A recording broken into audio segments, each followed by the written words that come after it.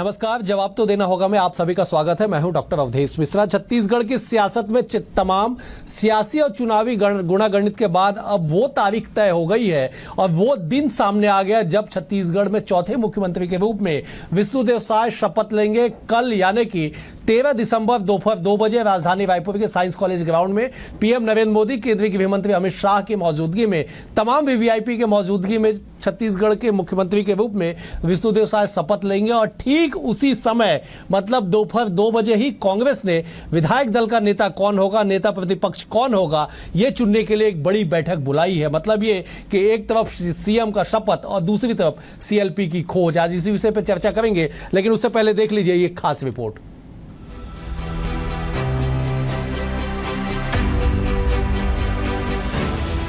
छत्तीसगढ़ में 2023 विधानसभा चुनाव के बाद प्रदेश को आदिवासी मुख्यमंत्री के रूप में विष्णुदेव साय मिल चुके हैं। चौथे मुख्यमंत्री के रूप में कुनकुरी विधानसभा सीट से विधायक विष्णुदेव साय शपथ लेने जा रहे हैं। कहा जा रहा है कि विष्णुदेव साय के साथ पूरा मंत्रिमंडल भी शपथ लेने वाला है। रायपुर के साइंस कॉलेज मैदान में आयोजित इस शपथ ग्रहण समारोह में प्रदेश के साथ ही देश के कई बड़े नेता शामिल होंगे, जिसे लेकर तैयारी पूरी कर ली गई है।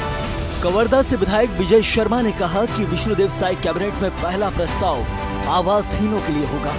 18 लाख पीएम आवास गरीबों को दिए जाएंगे।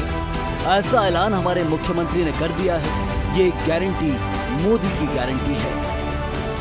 पिछली सरकार ने तो 36 में से एक वादा पूरा नहीं किया था। ये तो मोदी की गारंटी है।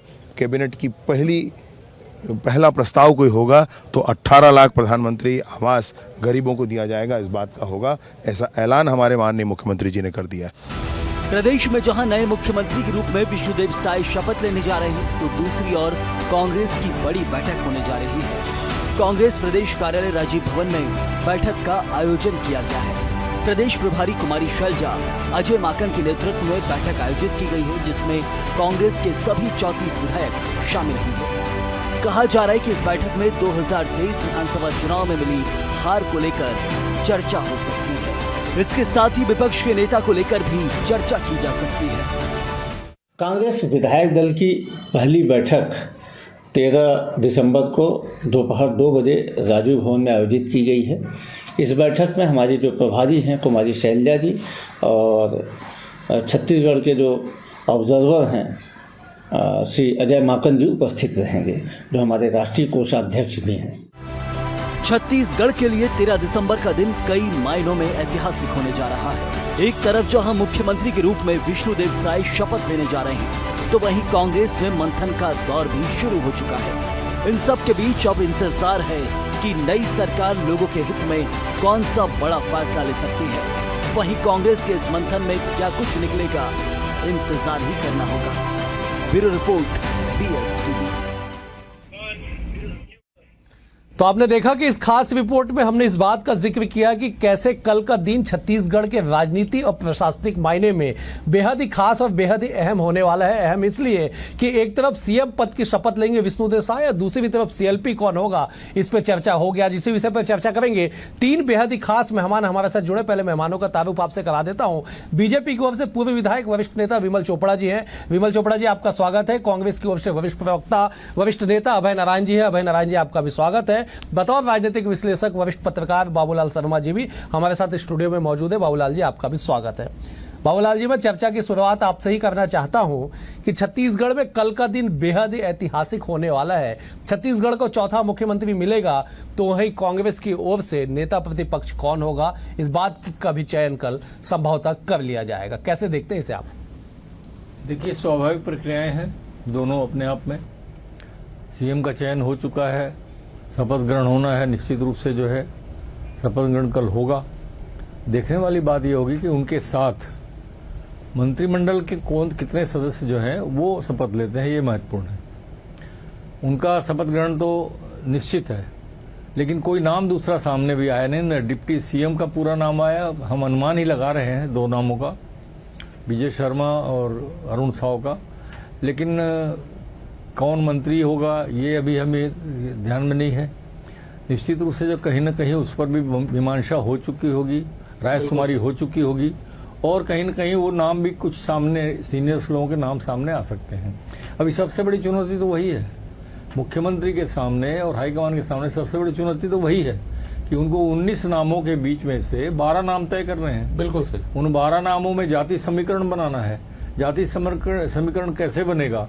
और फिर 2018 में जो मामला था कि मंत्री लोगों के व्यवहार से नाराज कार्यकर्ताओं ने जो है वो जवाब दिया था, तो उन मंत्रियों को संज्ञान में लेंगे नहीं लेंगे कि उन्होंने जो व्यवहार उस वक्त किया था उनको मंत्रिमंडल में शामिल करना है नहीं करना है, पुराने कितने लोगों को छोड़ना है, नए कितने लोगों को शामिल करना है, क्या पुराने ही मंत्री हमेशा बनते रहेंगे, क्या वही पिक्चर बनेगी क्या? ये सारे प्रश्न जो है वो जनता के बीच में मथे जा रहे हैं। बिल्कुल सही, बिल्कुल आपने सही कहा। संभवतः कल इसका जवाब भी एक हद तक मिल जाएगा।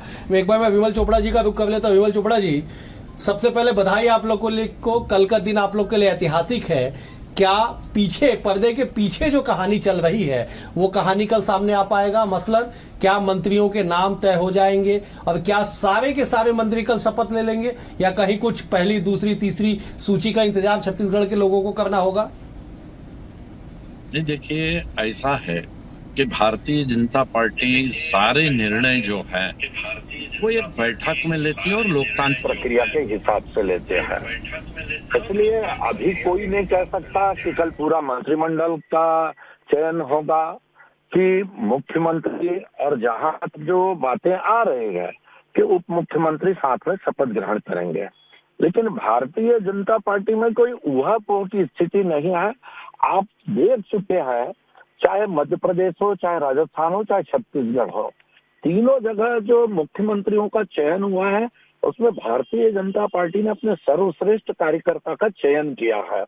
और किसी प्रकार से कोई, जो कांग्रेस के लोग कयास लगाते थे कि वहां सिंधिया जी जो है वो विद्रोह कर सकते हैं, मध्य प्रदेश में कुछ हो सकता है, छत्तीसगढ़ में कुछ हो सकता है, लेकिन वैसा कुछ नहीं हुआ।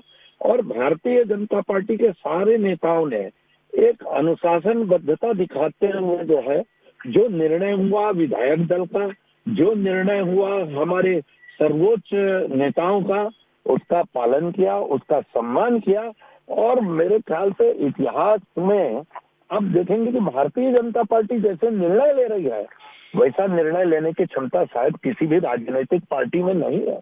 और आज सारी जनता, पूरे देश की जनता, मैं छत्तीसगढ़, राजस्थान और मध्य प्रदेश, नारायण जी का रुख कर लेता हूं। अभय नारायण जी, कल का दिन छत्तीसगढ़ के लिए खास तो है। मुख्यमंत्री कल शपथ ले लेंगे, आप भी शायद, संभवतः आपके विधायक दल का नेता कौन होगा इस पे भी आप चयन कर लेंगे।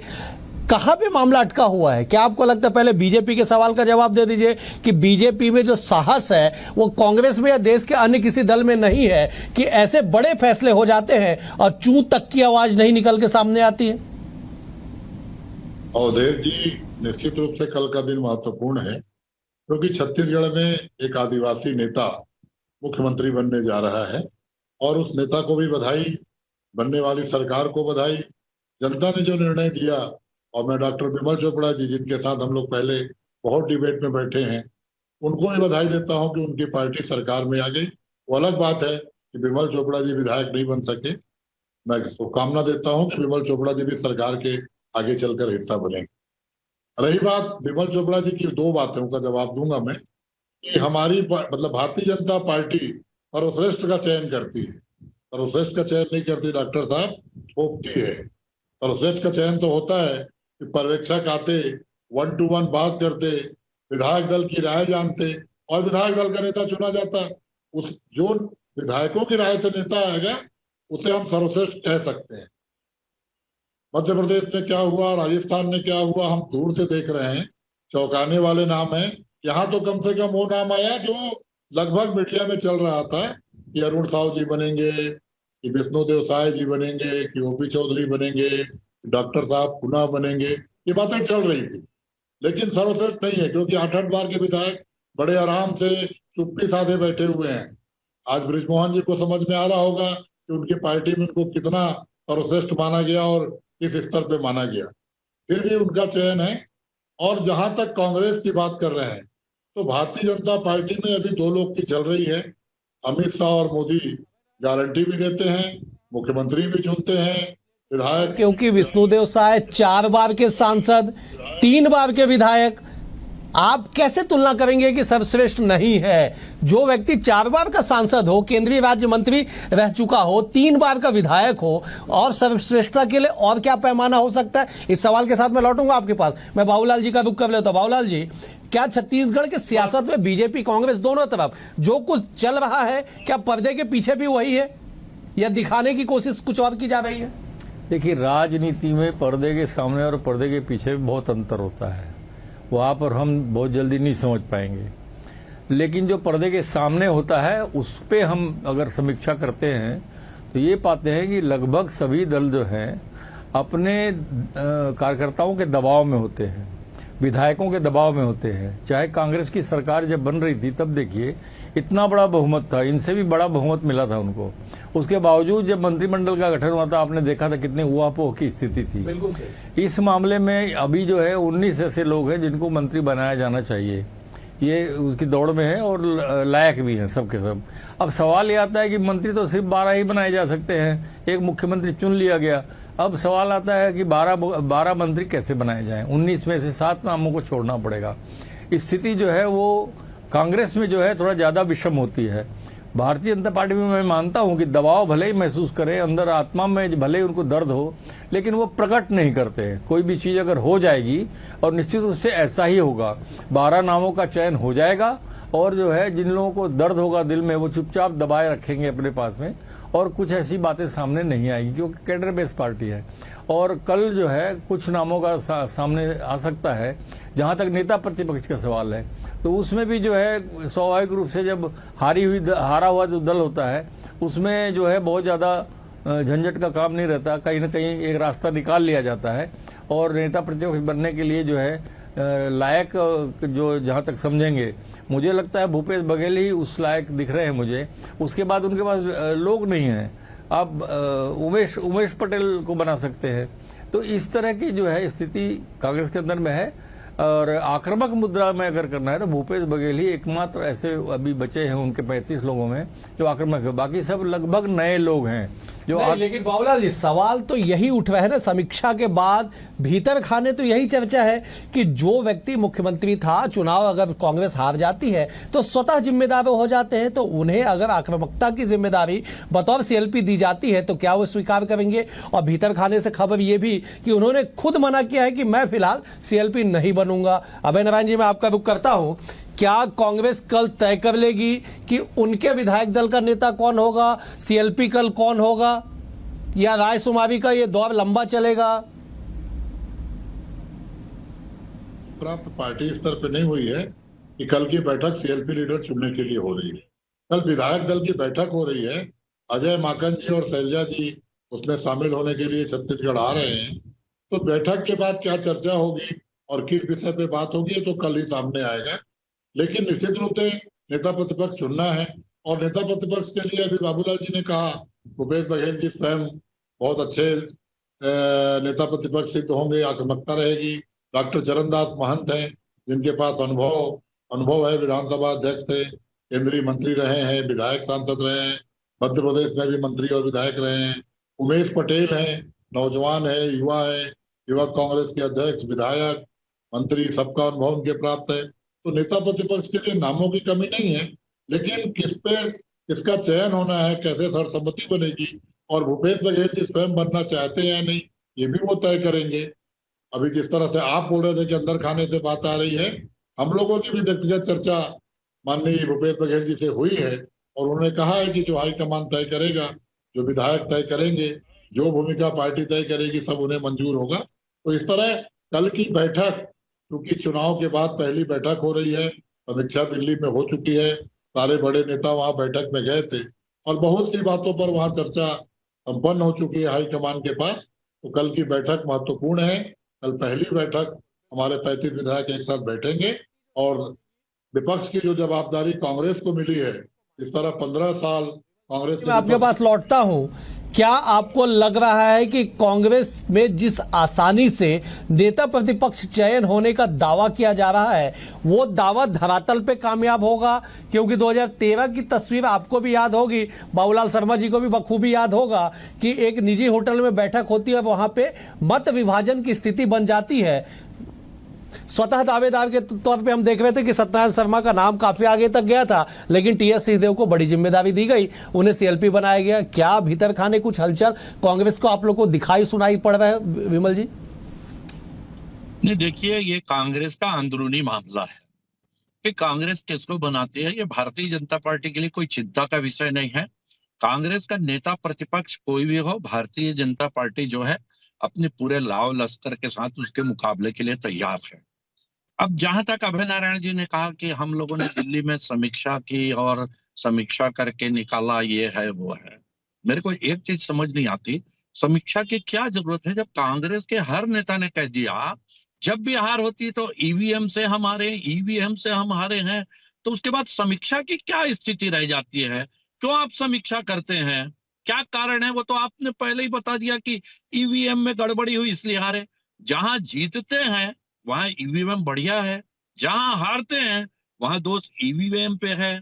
तो इस प्रकार जो है समीक्षा की अब जरूरत भी नहीं है।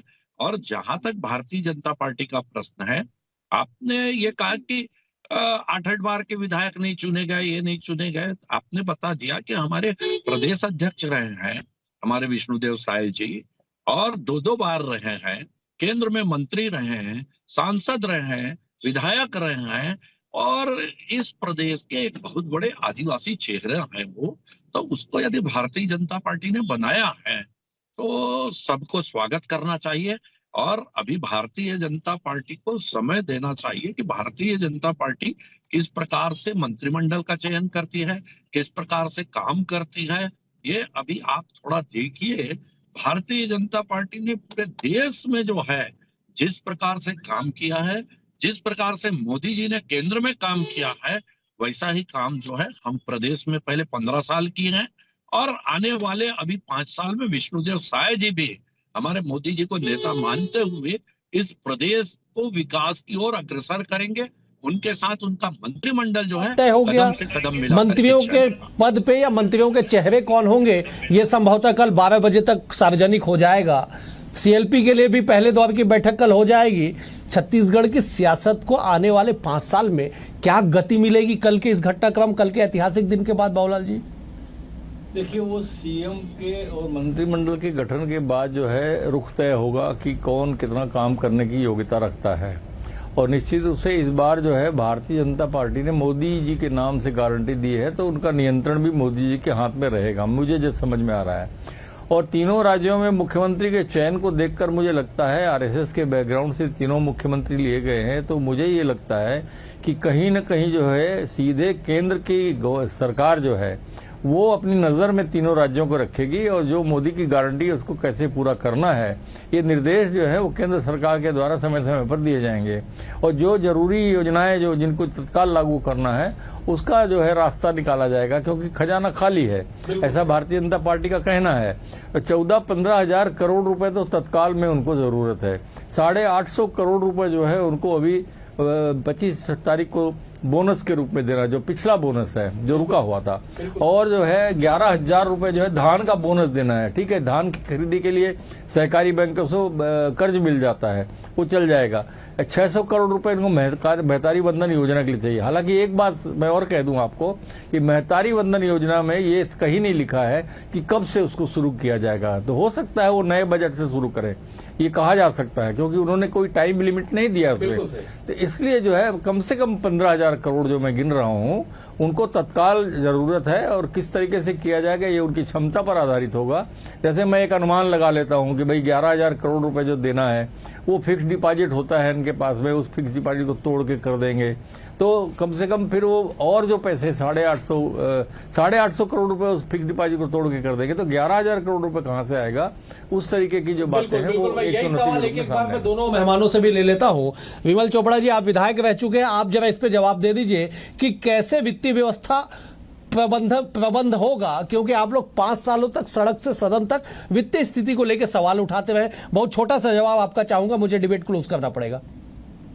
ये ऐसा है कि जो पैसा सरकारी खजाने में जाता था वो कांग्रेस के भ्रष्टाचार के कारण या तो दिल्ली जाता था या कांग्रेस के नेताओं के जेब में जाता था। आप शराब की स्थिति देख लीजिए, कोयला की स्थिति देख लीजिए, रेत की स्थिति देख लीजिए, और जिस प्रकार का भ्रष्टाचार जो है धान की खरीदी में जो मिलिंग में हुआ है वो देख लीजिए। यदि ये सारा पैसा सरकारी खजाने में चले जाए तो मेरे को नहीं लगता कि भारतीय जनता पार्टी ने जो वादे किए हैं उसमें किसी प्रकार की मुश्किल उसको पूरा करने में आएगी। जी ठीक है, मैं इसी सवाल के साथ अभय नारायण जी का रुख करता हूं। अभय नारायण जी, क्या आपको लगता है कि छत्तीसगढ़ में जो वादे किए गए बीजेपी की तरफ से वो आर्थिक स्थिति को देखते हुए समय से पूरे हो जाएंगे? और जो बड़ा आरोप अभी भी विमल जी लगा रहे हैं आप लोगों के ऊपर कि जो पैसे लीकेज के रूप में बाहर बह जाता था वो सरकारी खजाने में जाएगा, तो सारी योजनाओं को चरणबद्ध तरीके से बखूबी निभा लिया जाएगा। देखिए, विमल चोपड़ा जी आरोप लगाने की स्थिति में नहीं है, तो सरकार चलाना है और रोके लीकेज रोके उनको मना कर रहा है। और दिखेगा 6 महीने का समय निश्चित रूप से इस सरकार को देना चाहिए, इस सरकार के कामकाज को देना चाहिए। और अगर घोषणा हुई है तो घोषणा पूरा करने की जवाबदारी भी बनने वाली सरकार की है। और जहां तक मोदी गारंटी की बात है, केंद्र सरकार में बहुत मोदी गारंटी हम लोगों ने देखा है। छत्तीसगढ़ में वो स्थिति ना आए कि 2 करोड़ लोग को रोजगार नहीं मिले, 15 लाख रुपए खाते में नहीं आए। इन बातों को लेकर हमको डिबेट में न बैठना पड़े। मैं तो चाहूंगा कि छत्तीसगढ़ की सरकार अपने वादे पूरे करे, ताकि छत्तीसगढ़ियों के हित में जो बात उन्होंने की है वो पूरा हो, किसानों के हित में जो इन्होंने बात की है वो पूरा हो। तो नई सरकार से नई उम्मीद के साथ हम अभी 6 महीने का समय भी देंगे कि ये कैसे बजट बनाते हैं, कैसे चलाते हैं, कैसे उन वादों को पूरा करते हैं। हम तो उम्मीद करेंगे कि वादे पूरे करें। ठीक है, मैं विमल जी एक बार जवाब आपसे ले लेता हूं, समय मुझे इजाजत नहीं देता, लेकिन फिर भी आप जवाब दे दीजिए कि क्या मोदी की गारंटी का जिक्र जो अभय जी कर रहे थे कि हमने देखा है 9 साल, वो स्थिति छत्तीसगढ़ में ना बने? अब उन्हें उस विषय पे डिबेट ना करना पड़े, ये भी दुख जता रहे हो, चिंता व्यक्त कर रहे हैं अभय जी। देखिए, मोदी जी की गारंटी थी जिस पर जनता ने विश्वास किया और भारतीय जनता पार्टी को जिताया है। यह स्पष्ट करता है कि मोदी जी पर लोगों का विश्वास है और कांग्रेस के वादों पर किसी प्रकार का विश्वास लोगों को नहीं है। इसलिए कांग्रेस की यह दुर्गति हुई। 5 साल में आपने वादे पूरे नहीं किए, चाहे शराबबंदी का हो, चाहे संपत्ति कर आधा करने का हो। विश्वास है। ठीक है विमल जी तमाम बातें आ गई, मुझे चर्चा को यहाँ पे रोकना पड़ेगा। आप तीनों मेहमानों का बेहद शुक्रिया। विमल जी आपका शुक्रिया, अभय जी आपका शुक्रिया, बाबूलाल जी आपका भी शुक्रिया। कुल मिला के ये कि छत्तीसगढ़ में 13 दिसंबर का वो दिन इतिहास के पन्नों में दर्ज हो जाएगा जब छत्तीसगढ़ में बीजेपी की ओर से पहले आदिवासी नेता विष्णुदेव साय बतौर मुख्यमंत्री पद की शपथ लेंगे। तो उसी दिन कांग्रेस सीएलपी चुनने की राह में एक कदम आगे बढ़ जाएगी। कल का दिन खास रहेगा। कल उन्हीं तमाम विषयों के साथ आपसे होगी मुलाकात। तब तक के लिए नमस्कार।